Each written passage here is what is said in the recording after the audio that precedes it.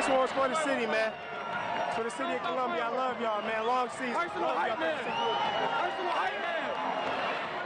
What's happening, and welcome into Sports Zone. I am Sports Director Andrew Kaufman. The Mizzou football team is bowl eligible for the second straight year under head coach Eli Drinkwitz. The Tigers celebrated their 23 seniors in style on Saturday as they chomped the Gators in an instant classic. 60 minutes was not enough for these two teams. You might say there was a few trilogies worth of emotion built up from last year. One with the Force. May the Force be with you. The Force was with the Tigers. You might call Saturday the revenge of the drink. Luke, I am your father. Or you could say it was the battle of the wits. We're not overly talented, but we play together. Both the Tigers and Gators struggled offensively in the first half. I know how SEC games go. They're just going to keep bumping and bumping, We just got to stay on our grind. It was clear the fans were growing impatient of QB1. Everybody has a right to express their opinions. That's fine. But these young men are playing as hard as they possibly can. Thanks to the Tigers' strong defense. I don't know if y'all know this, but we actually practice. And Harrison Mevis' 3 field goals. Mizzou was up by 3 at the break. We've never shut down. Nobody's ever quit. The Mizzou offense finally got going in the fourth quarter. We executed all week in practice, and it works, and you finally get to that play, and it's go time. So I say I had a pretty good chance. I just had to run fast. That's all. Mizzou had the momentum, but ultimately, this game was destined for overtime. After Florida scored on its opening OT possession, we knew that we had them beat. The Tigers' senior star struck right back.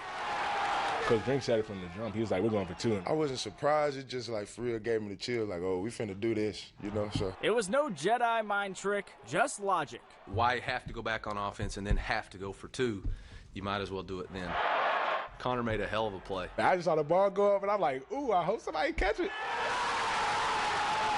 It's all a blur. I think Luke grabbed me. I feel a little sore right here, so he kind of hugged me pretty hard. Luke Griffin, that is. But it's fair to say the Tigers were skywalking as they chomped together in celebration.